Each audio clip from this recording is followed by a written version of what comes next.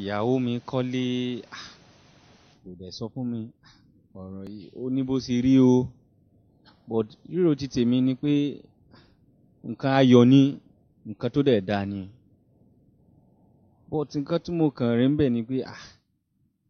kò yẹ kó lè ṣe irú nǹkan tó tóbi báyẹn láì tẹ̀ jẹ́ kémi ọkọ ẹ̀ mọ̀ torí ó ní bí mo ṣe máa rò ó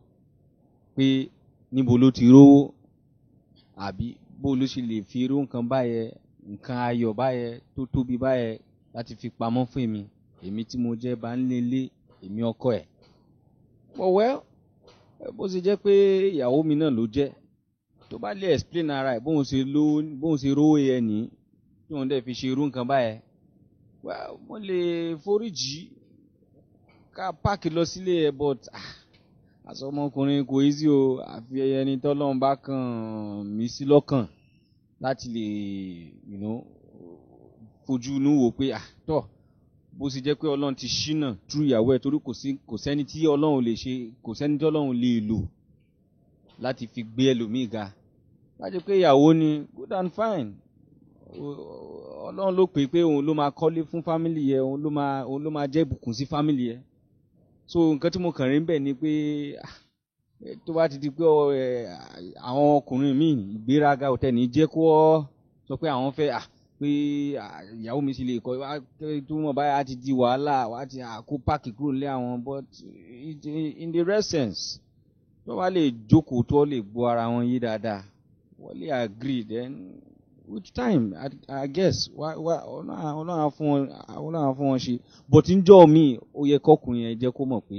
tó bá fẹ́ ṣe irú nǹkan báyẹn kó jẹ́ kó òun mọ̀ kò sí bó ṣe lè rí tó kó jẹ́ kó òun mọ̀. nǹkan tó rọrùn ni pé ìyàwó mi kọ́lé lẹ́yìn mi láì sọ fún mi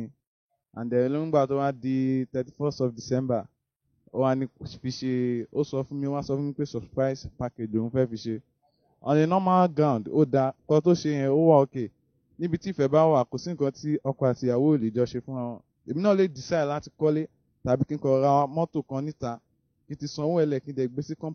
compound ọ̀rẹ́ mi pé tó bá dé bí January 1st o fẹ́ fi ṣe surprise fún it's a normal thing ìfẹ́ ló ń jẹ́ bẹ́ẹ̀ kò sí nínú pé kéèyàn kan wá máa pariwo pé ẹlẹ́ lè pààyàn ó lè ṣe bá no kó máa jẹ́ pé ọkọ gan ó ṣe àkúṣe it's a normal thing ó wà okay I love it. kì í ṣe nǹkan tí ó wà okay ó yẹ kó ti brief mi tẹ́lẹ̀ pé láti wa à ń ṣètò ibì kan díẹ̀ lẹ́ o so kó tó lè máa sọ fún mi pé òun kí wọn ara bá wọn kó òun fẹ́ ṣí ilé so èmi dẹ̀ pé it's a wrong idea it's a wrong attitude so kò yẹ kó rí bẹ́ẹ̀ ó yẹ kó ti brief mi tẹ́lẹ̀ kó tó máa sọ ọgbẹ́ fún mi. ẹni pé tó pé ìyàwó mi bá kọ́lé tí ò sọ fún mi ó wá di òní ọ̀la 31st kó wá sọ pé òun fẹ́ kó lọ ilé tuntun ilé tó ń kọ́ kò ní tó bàjẹ́ bí àmọ́ máa kọ́ bínú náà àmọ́ kò tí nǹkan ọdẹ ní kẹ́ni ojú méjì kínú bíyàn lágbà fọlọ́ náà ni oríire kan náà ni pé obìnrin lè kọ́lé lára mi